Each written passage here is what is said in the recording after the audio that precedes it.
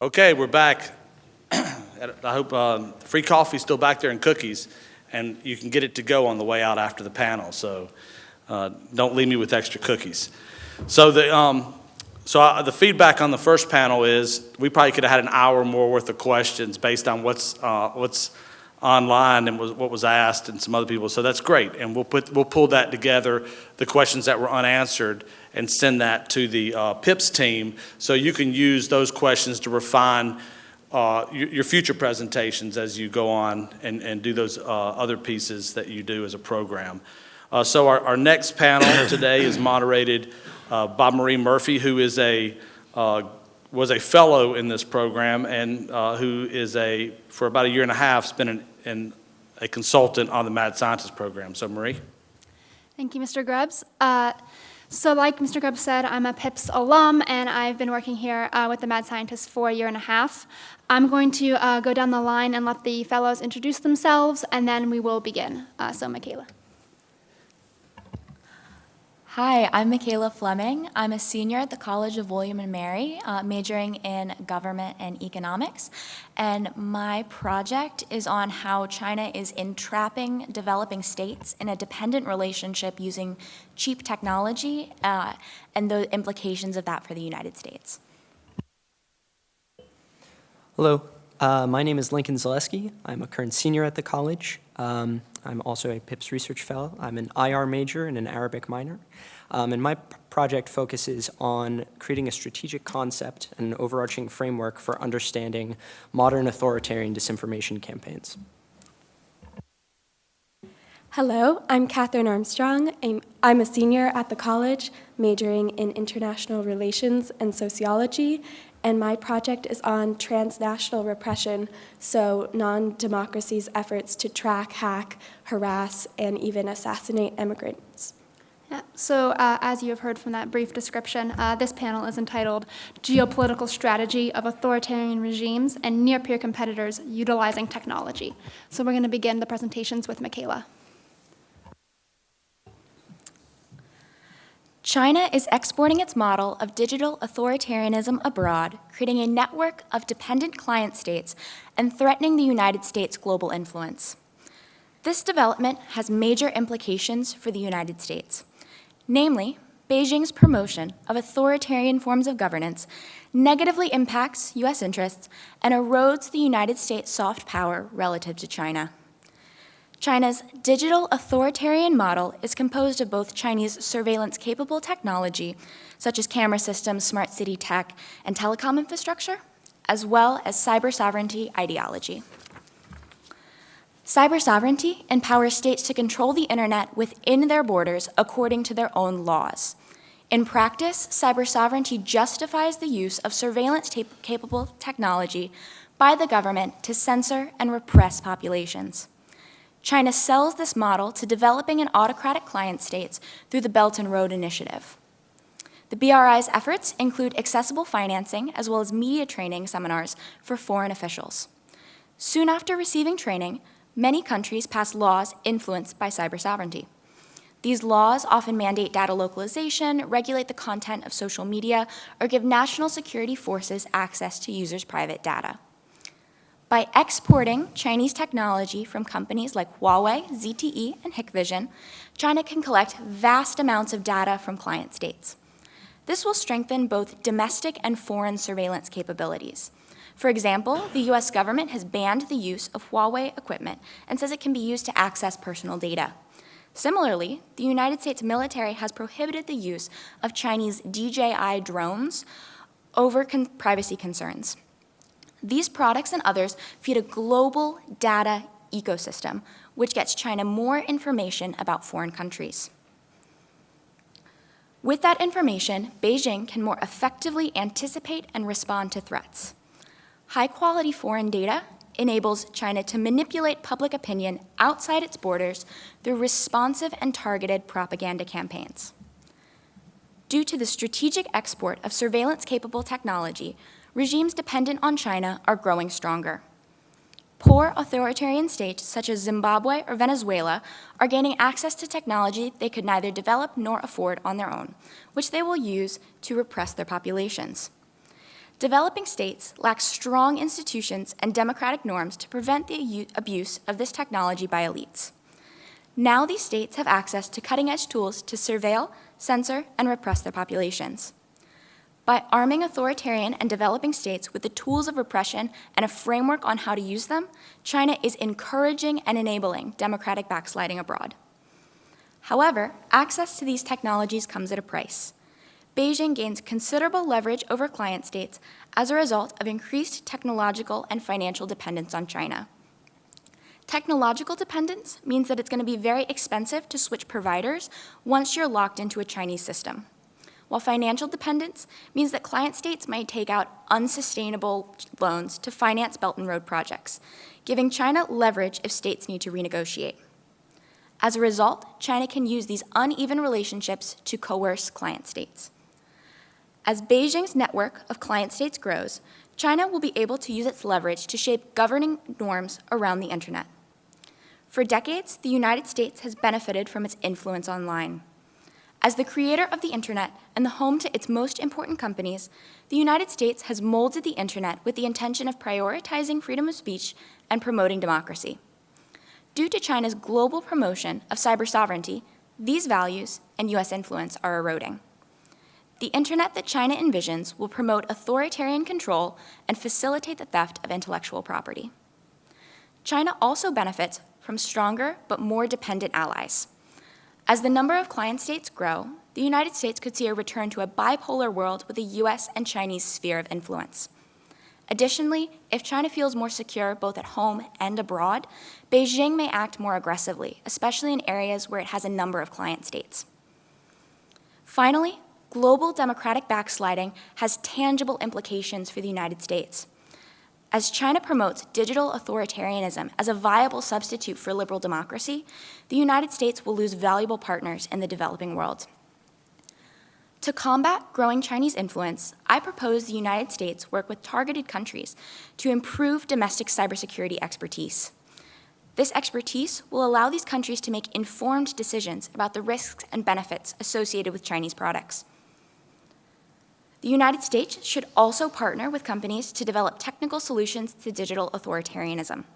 Some examples already in development include blimps to provide secure internet access to citizens in authoritarian countries, and interchangeable parts to lower the cost of eliminating Huawei equipment.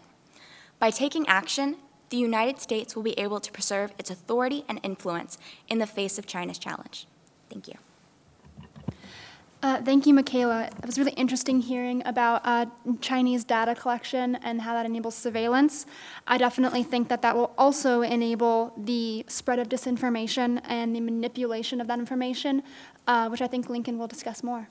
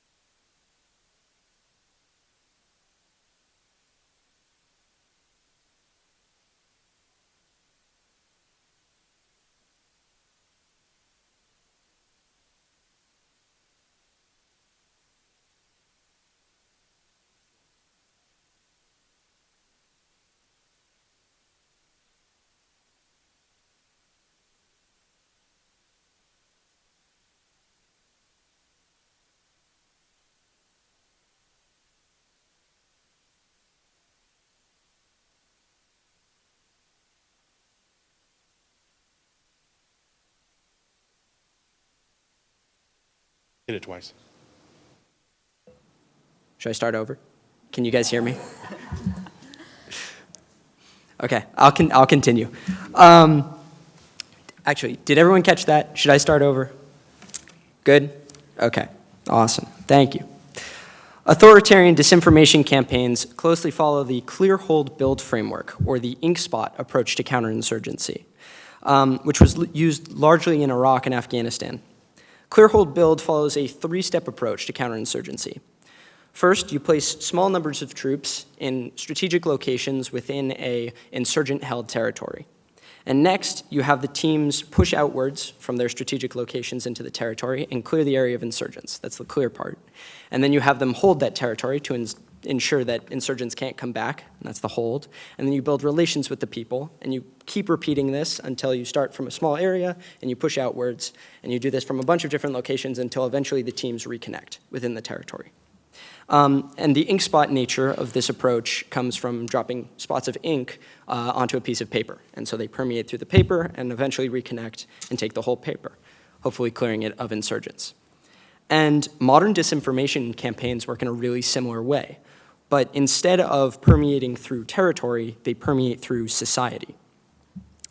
Authoritarian regimes identify key targets within our society, or key ink spots, that can be exploited. And these spots take a number of forms. They're traditional targets, such as corrupt politicians or corporations that seek financial linkages with the home country or with the attacking country, and emergent targets, such as disenfranchised identity groups or co-ethnic communities.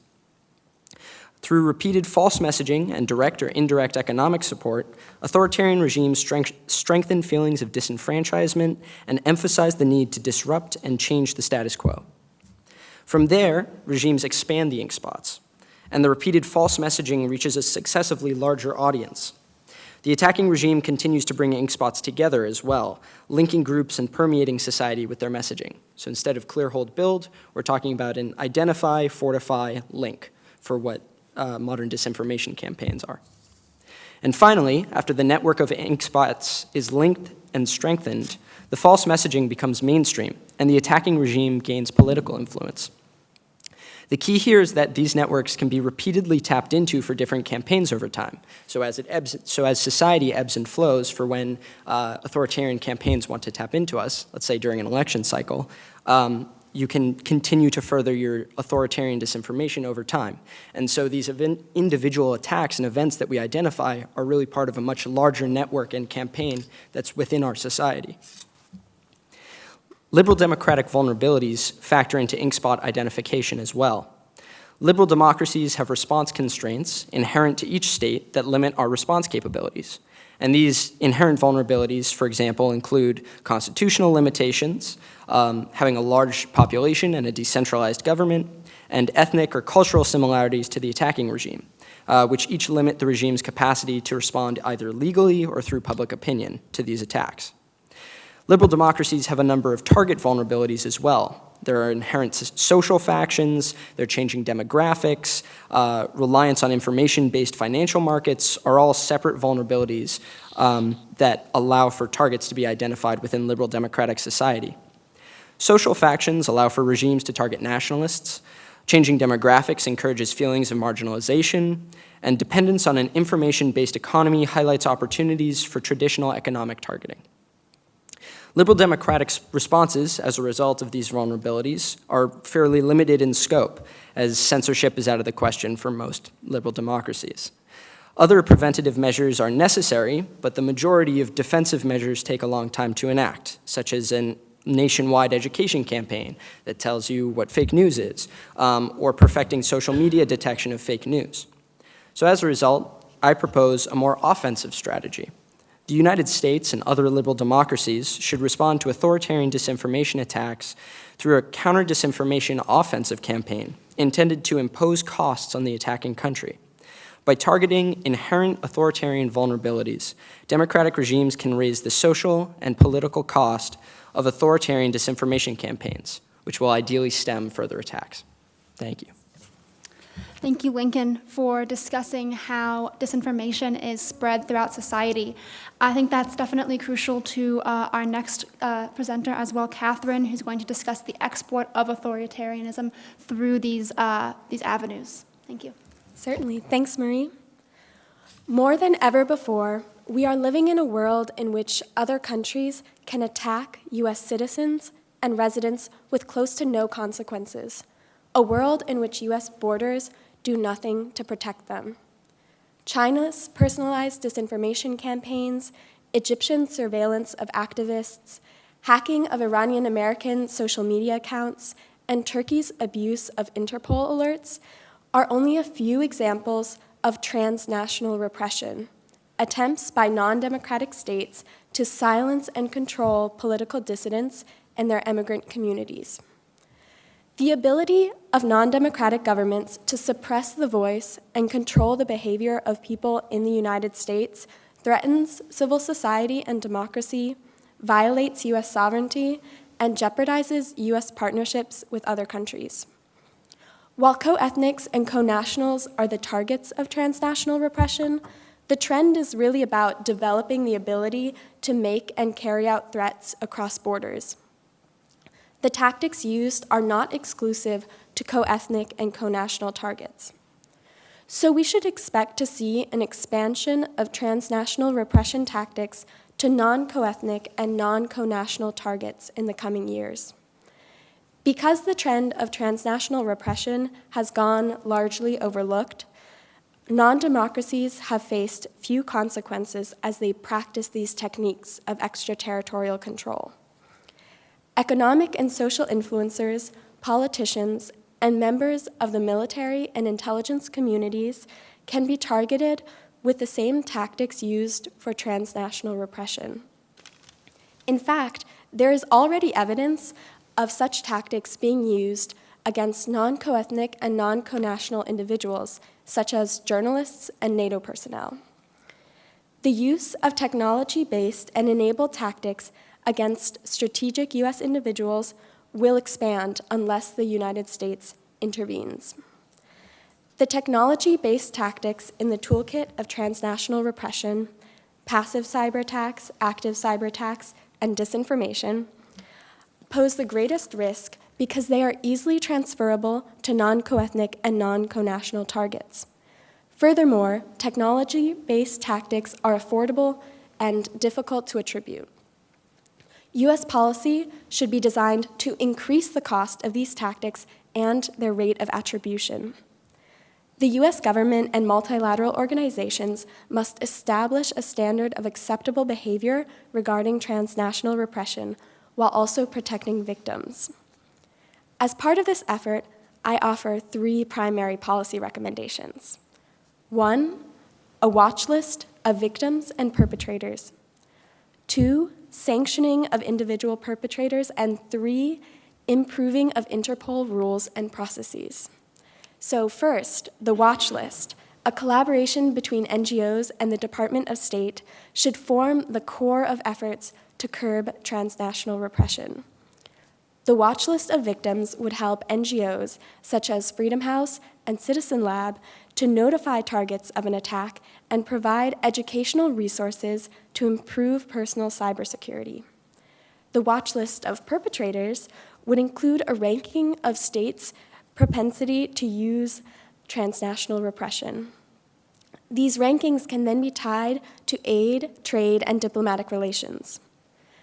Second, the U.S. Department of State and of the Treasury can use existing measures such as the Global Magnitsky Human Rights Accountability Act to sanction individuals who plan and implement acts of transnational repression as determined by the index.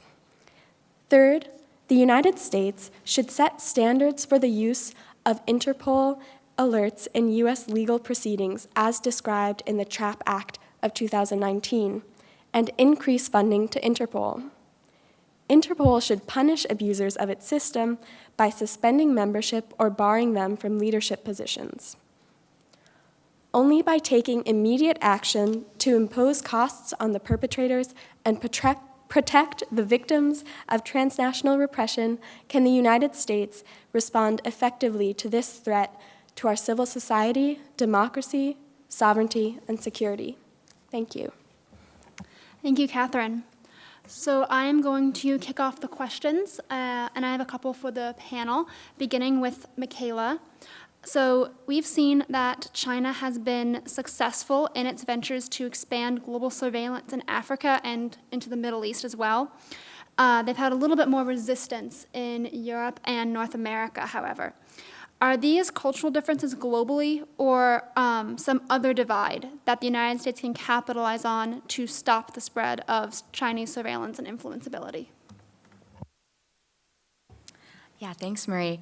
I think we have to remember that the countries that China is targeting have their own internal calculus about accepting aid. So in Europe, China is primarily working with countries of the former USSR. So the US should work with our partners in Europe to really integrate those countries into this liberal international system. Additionally, we can work at hardening them as targets through the cybersecurity training program that I talked about in my pitch. This program would build capability in these Eastern European countries so they could incorporate what is often very cost-effective technology that they could use to broaden internet access in a responsible manner. With states in North America, the U.S. can leverage its close economic ties to deter states from implementing Chinese technology, particularly Canada and Mexico. Thank you, Michaela. Directed towards Lincoln, you discussed the vulnerabilities of liberal society as a target for data misinformation and the spread of misinformation. So what would you consider to be some of the vulnerabilities that exist within authoritarian regimes? Perhaps is it better to mobilize populations to bring internal pressure or use a narrative to bring external pressure from the international community onto authoritarian regimes? And that's a very fair question. It's kind of hard to propose an counteroffensive to disinformation targeting authoritarian vulnerabilities without saying what they are. And so in my paper, I organize authoritarian vulnerabilities into 4 different categories. There are institutional vulnerabilities, there are tactical vulnerabilities, economic, and societal. And most of these vulnerabilities are focused on the internal nature of them. Institutional relates to the structure of the regime. Societal vulnerabilities discuss the inherent population-based weaknesses within the society. So I largely talk about internal vulnerabilities. I think that tends to be more of the more effective way to think about it. We've seen some external vulnerabilities. So when you put sanctions on Iran, Iranian disinformation is still all over the Middle East. And you put sanctions on Russia, and they still continue to pour disinformation campaigns into the Eastern Bloc. So Crimea was still, even though Russia was sanctioned, Crimea still became part of Russia. And so I tend to find that a more external approach to authoritarian vulnerabilities is less effective. And that's not discounting it, just my paper tends to focus on the more internal vulnerabilities. And so by targeting, let's say, authoritarian regimes with ethnic enclaves and strengthening the ideas behind self-determination and identity within, let's say, Russia, you can quickly build up internal pressure and ideally put some social or political cost to engaging with the United States on a disinformation level. That's the idea behind it. And obviously the major concern here is we want to protect domestic internal populations from the regime itself and from retaliation. So there's a thin line that you have to walk between promoting self-determination and then strengthening nationalist campaigns within the country and making sure those nationalist groups themselves don't get hurt by the regime. And so this is one of my many considerations as I continue developing solutions to this problem. Thank you, Lincoln. So directed to you, Catherine, there have been a recent increase in the use of emerging technologies, some of which we discussed in the previous panel. And so how do those emerging technologies, which include cyber manipulation, data collection, deepfakes, et cetera, give authoritarian states more capability to reach over their borders and affect their populations elsewhere? And how does that specifically affect dissidents and journalists, which I know you mentioned in your introduction? Thanks for the question, Marie, and I'm sorry I'm battling a bit of a cold right now. But technological improvements do allow authoritarian states greater capability to reach over their borders, to control dissidents, journalists, and others whose voice poses a greater threat to the authoritarian regime because of these very same technologies. The tactics of extraterritorial control depend on or at the very least are facilitated by technological advancements like those you mentioned. So disinformation, passive cyber attacks, active cyber attacks, these are all based on cyber manipulation, interconnectivity, hacking, and tracking. These technologically based tactics pose a greater risk to dissidents, journalists, and other targets because they are affordable, difficult to attribute, and effective over long distances. Even when these tactics are not successful at changing the targeted behavior, they impose financial, social, and psychological costs on the victim. It is urgent that the United States take steps to mitigate these weapons. Above all, the US government must establish a standard of behavior regarding these technologies while they are still relatively new, through steps like the 3 I outlined in my presentation. By leading these efforts and engaging with multilateral organizations like Interpol, the United States can encourage the buy-in of partner nations also threatened by these digital weapons. Partner nation buy-in will be essential to establishing and maintaining this standard. Thank you, Catherine. I think we're going to go to the audience questions and the questions from the chat roll. So we have about 20 minutes to go through questions, so think them up, people. So a few comments, and then I have a question back to you, Michaela. First of all, the comments. Michaela, the tools you're talking about, I'd tell you to recommend look at the Chinese expansion in mobile payment systems and WeChat. There are over 1 billion people using this. And actually the Chinese, with the coronavirus effort, they're actually going another step beyond of tracking individuals within zones, which once the coronavirus is dealt with, whenever that ends, this is going to be a whole nother set of tool sets they're going to move. So the same tools they're using to track people they think are infected or infected zones, I think it can be scaled up to even to a whole nother level of digital authoritarianism or digital watching of your people. So I think that's a key piece. As far as Lincoln, take a look at could we hack the social credit scoring system of the Chinese? The Chinese are building a digital caste system in order as part of their authoritarian move.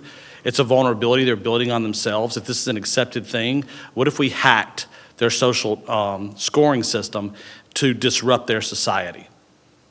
So, I mean, they're building a vulnerability. And then, Catherine, the same things you described seem very familiar to me. I think that they could actually turn those things, our adversaries, and use and attack our military families with those same things. The hyper-personalization of identifying individuals and groups and collecting that data, and then all the targeting you said, that potentially is the first phase of a hemispheric fight, a deployment of the U.S. Into Asia or into Europe to deter Russian or Chinese aggression. You could see those same set of actions used against military families, I believe. And I believe it's pretty clear that there's intent to do that. So I think it's they're building muscle memory in how to do this. So I just offer that to you as some feedback. I think that all y'all are doing something pretty interesting. Michaela, I'm going to ask you a question you might not can answer. But I'm just wondering, in all the work that you've done in researching the technologies, I wonder how the Chinese PLA could take those technologies and turn them onto a battlefield, into a tactical, operational, intelligence, surveillance, and reconnaissance network. Because the networking of sensors, the artificial intelligence behind it, the cloud system around it, it seems that they can move that onto a battlefield that's far beyond anything the U.S. can do today. I mean, have you researched the PLA connection to the technology development at all? Yeah, so I think you bring up a very good point about China has its own military-industrial complex. Many of the companies that I talk about in my paper, Huawei, ZTE, have deep ties with the PLA, and I think you bring up a great point in how these technologies could then be applied on the battlefield. And I think that is something that I haven't studied a huge amount in my research, but I feel it could be very applicable. Anything to track the movement of people, to surveil them, to censor and influence what they see could be very applicable, and I think China is likely building the capability to do that. I think it'd be interesting as you go forward in your research, anytime you find a PLA connection to one of these companies or direct CCP, the Communist Party connection to it, and make the assumption that means the PLA has the technology, that would be very interesting to government people that you talk to from here on out. Do we have any other questions from the group? Ian, do you have anything from the chat room? Yes, I do. Several from the chat roll. For Lincoln, what are some examples of these authoritarian vulnerabilities and offensive measures? How do you envision allies and partners supporting these measures? Sure. I think to a degree I addressed this in Marie's question. But as I said, a lot of these authoritarian vulnerabilities fall under certain kinds of targets that we can identify. So, like I said, there are institutional targets. So does the general structure of the actual regime type, does that have its own vulnerabilities? So if we're trying to go after send a disinformation campaign after a regime like Russia that has a large oligarchy, is there a way that we can stir up some internal fighting between oligarchs? Is there a way that maybe economically we can challenge them, whether it's hacking credit scores, whether it's going after their businesses, whether it's sanctioning them individually through the Magnitsky Act? Are there ways that we can go after rentier states and their structure? If Saudi Arabia, or that's not a great example, if Iran, which is very dependent on their oil-based markets, if there's some way that we can manipulate that in the way that they see oil prices, why can't we use that as our disinformation strategy? And we've done stuff like this in the past. This is not too novel of an approach. It's just, shall we expand the way that we think about it? Inkspot disinformation is largely a new concept for us, and I think turning that on its head and flipping it around and seeing what inherent vulnerabilities are in authoritarian regimes will allow us to expand our disinformation campaigns and our offensive capabilities. And a follow-on for Michaela. This seems simple for the U.S. Create our own client states, display the success of democratic and mixed capitalist economy, and assist them in installing infrastructure that doesn't favor a particular nation or commercial interest. However, it seems that we must still overcome the human nature of leaders or political structures already leaning towards authoritarianism. Is this truly the critical problem? And if so, how should we battle this? Yeah, so with that question, with the U.S. creating its own client states, I explored that in developing my policy solution, but quickly found that it is impossible for the United States to commit the amount of money that we would need to commit to out Belt and Road, essentially, the Chinese. It's not politically feasible. It's too much money. However, we also have to think about these client states as having their own interests. They have their own suspicions about China and about the technology that they're getting and about the potential for the Chinese government and the PLA to gain access to their citizens' data. And so I think we can capitalize on these countries' suspicions and work to put forward a package that would be beneficial to them and be beneficial to us. And so I think in developing a solution, we really do need to focus on these countries' internal kind of political calculations on accepting this aid.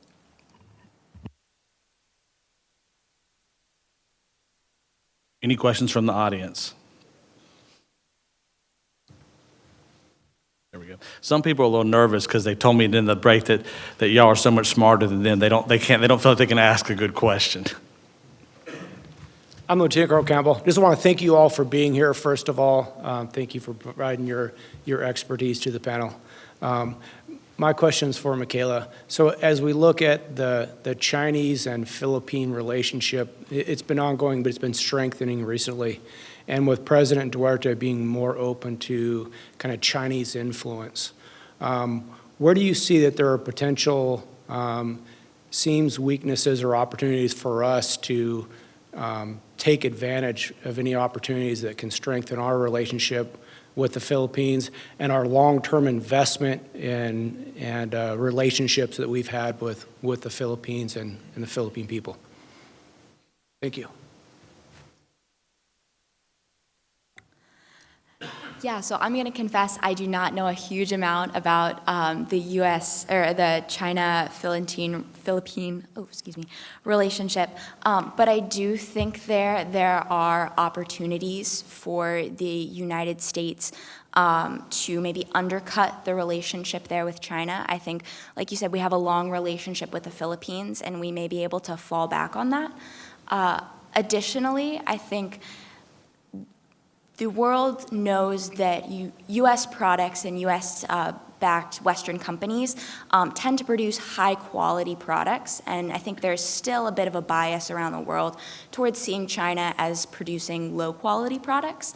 And so I think that if the U.S. can leverage its advantage in high-quality tech when it reaches out to countries like the Philippines, we may be able to kind of undercut China there.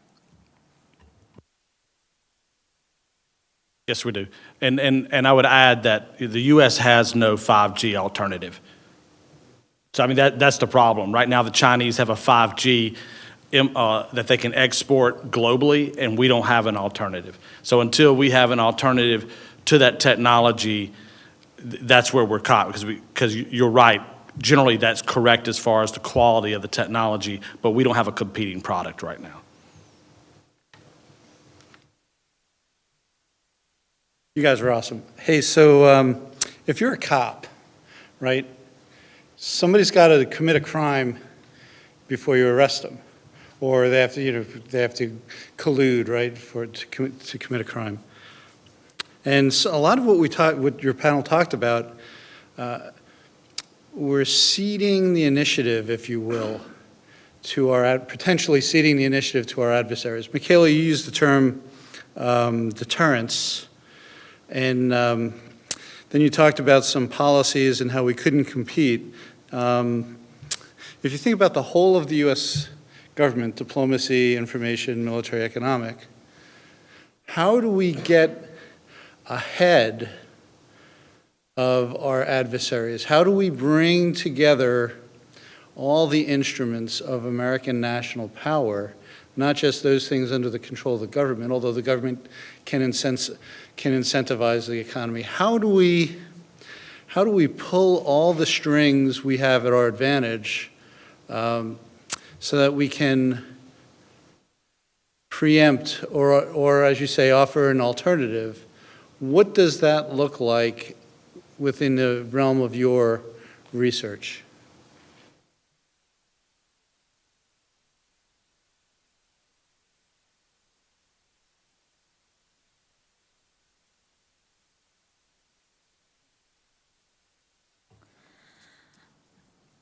All right, so how do we get ahead of our adversaries? How do we marshal American power to kind of preempt and provide an alternative to what I'm kind of arguing is a whole new method of governance? Digital authoritarianism or IT-backed authoritarianism allows poor countries to be able to surveil, censor, and repress their populations in ways they could never afford before. And it is our direct challenger now to our American, or our Western kind of sense of what liberal democracy is. And so I talk about in my paper how we need to go back within our democracy and kind of reform it to face this challenge. One of the things I discuss is a need for the United States to get data privacy standards together that it can then use to influence and inform its decisions around the world. I think the way to maintain our global influence is to revitalize liberal democracy as the alternative to this digital authoritarianism.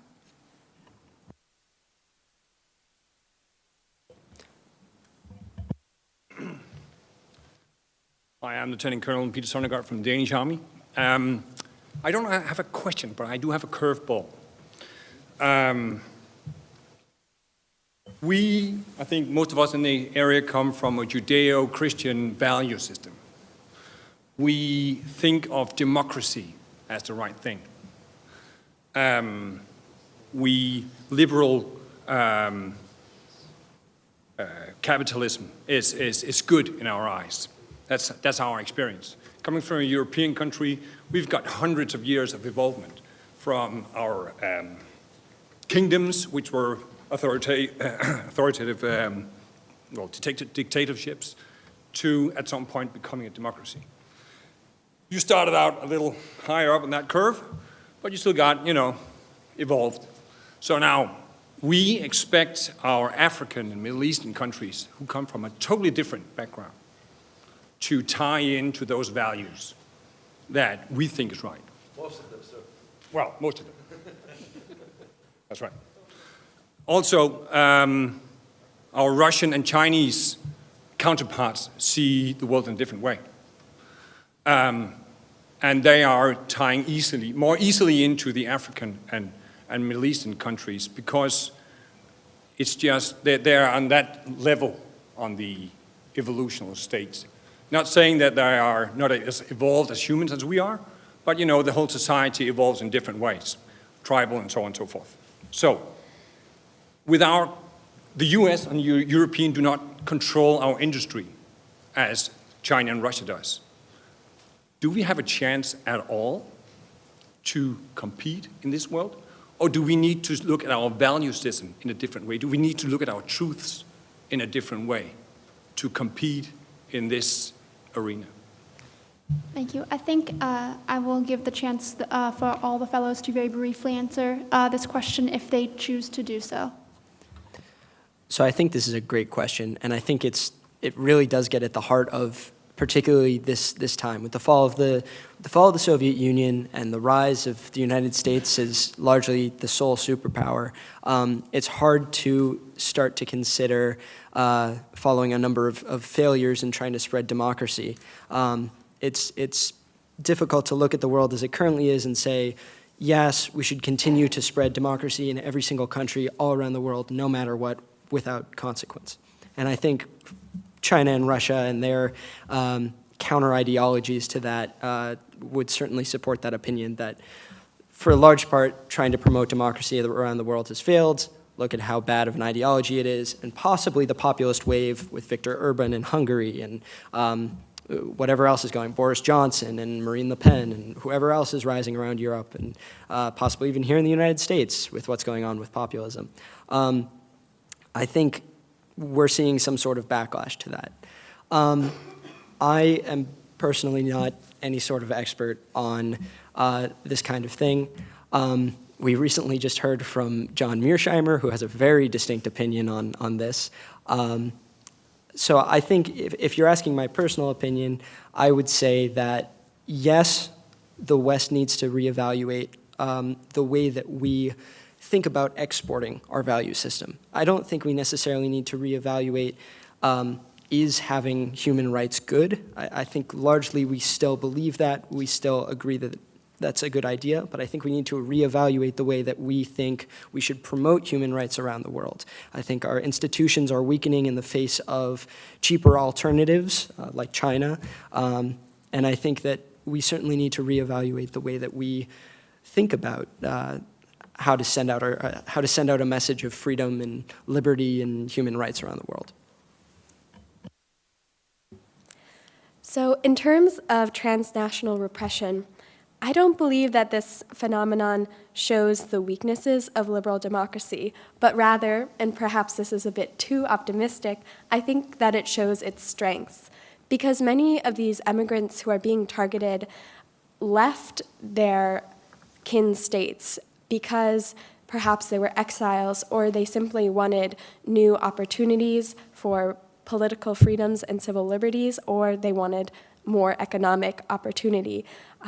And once they've been living in the United States or other liberal democracies, they begin to switch over to this different value system, as you say, and in fact, second and third generations are even more integrated into our liberal democratic value system. And so the transnational nature of today's world certainly complicates the coexistence of these different value systems, but I don't think that it requires a rethinking of our value system, but rather a rethinking of what the limits of our value system are, geographically and figuratively. Catherine, we have a last question for you. Hold on. Michaela was going to respond to this I'm sorry, one, beg your pardon. and then we'll come back to you. Beg your pardon. So I think that digital authoritarianism as a challenger to liberal democracy is actually good for the United States. Liberal democracy has been challenged in the past, namely communism and fascism. And in both cases, people thought that these forms of governance would last forever. And we've seen that time and time again, authoritarian stagnation, where countries that adopt these practices do not move forward. We may see digital authoritarianism go this same way. But I also think it provides the opportunity to strengthen and update our liberal democracy to the 21st century, particularly in the realm of data privacy. So really challenging us to think about what power do we give to states and corporations over our data? What are the acceptable and unacceptable uses? And I think asking these questions will strengthen our democracy and our relationship with our government. Thank you, Michaela. And with brief responses to the last question, please. Catherine, educating repressed groups may help identify problems, but how then do we enable those groups to act against their repressors? Is this a technical or logistical problem, or one of access to the groups? Would you mind repeating just those last few words? So the question is this a technical or logistical problem, or one of access for the groups?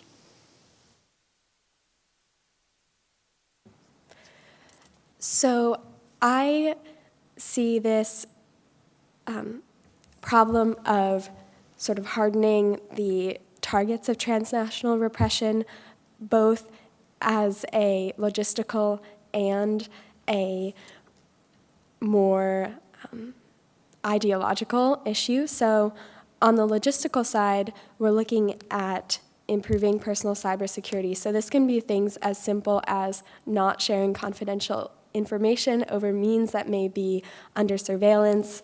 If you've been hacked, buying a new cell phone, using text messages instead of internet-based communications, and of course, knowing that your phone camera and microphone could be recording you if you've been hacked. And then on the other side, I think that creating resilience in immigrant communities in the United States can form another important element of the United States response to transnational repression. So I envision this as grants to diaspora organizations, religious groups, youth groups that can help foster resilience in these communities because, as we know, community cohesion is the greatest protection to these kinds of attacks. And so essentially fostering this cohesion and fostering political engagement and civic engagement will harden targets against these kinds of attacks. Thank you, everyone.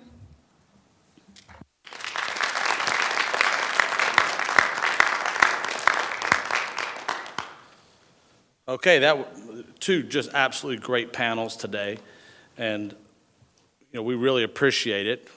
First thing I need to do is issue the swag. So really, Marie has everything Mad Scientist, but she did not have a signed book by Dr. Brin. So.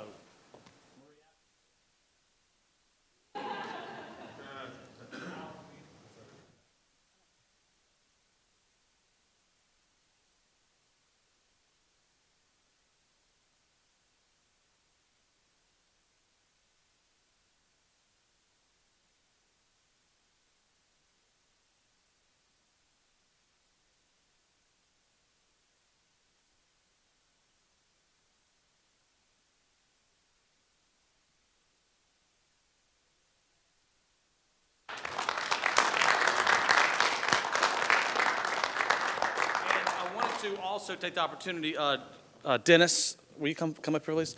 So Dr. Smith and Dr. Amy Oakes, who is not here today, they are, well, first of all, they are extremely lucky because they get to spend this time with these great young people, but they're the mentors for these individuals. You know, they developed, Marie has been of our program, and I think you saw with these 6 students talk, they spend a lot of time with them. It's much more than most students get in a university academic setting, and they're really developing them to go out. These minds you heard are individuals you're going to hear in think tanks, you're going to hear them in government institutions, molding policy for our future government. So we're in good hands, but none of that would exist without guys and gals like Dr. Smith and Dr. Oak. So this, I have a set of swag, but this is actually a collector's item now. Is this is the cup here where you put hot water in and it comes up, and it's a Mad Scientist Tradoc G2 cup. There are very few left of these. So we have this, and we have your thing to put your security badge in there at William & Mary, and your piece to put in your office. This is dual-use technology. You can stand it up, or you can set it down and put your cup on it. So it's pretty awesome that way. So we really appreciate what you're doing every day for these young people. And Allison has a bag for you to take to Dr. Oakes, a gift bag to make sure you take it to her. Well, mind if I? Yes, absolutely. So actually, when Maria asked me whether I wanted to speak, initially I said no because I'm inherently an introvert, right? But I'd like to thank Mr. Greco, Tradoc G2, Mad Scientists, for the warm reception that you've given us. It's truly heartening. When we started PIPS about 12 years ago, we argued and firmly believed that undergraduates can make a meaningful contribution to policy debates, that their creativity, their intelligence, their energy were an untapped national resource. And I've been thinking about something that Mr. Greco had asked the students about, kind of a unifying principle. And the more I thought about it, the more I thought, there was actually another unifying principle behind PIPS. The idea that the future and our ability to lead the future and shape the future was about our ability as a nation to think creatively, to think beyond what our adversaries are going to do to us, and to think creatively about the defenses. It was about concepts, and fundamentally it was about education, right? Educating ourselves. And the welcome that you all have given us has just reinforced that. I certainly feel for myself and Dr. Oakes and the students that we found kindred spirits. And William & Mary has always been an institution about education and shaping the future. And you have a partner in us, and we thank you. Thank you.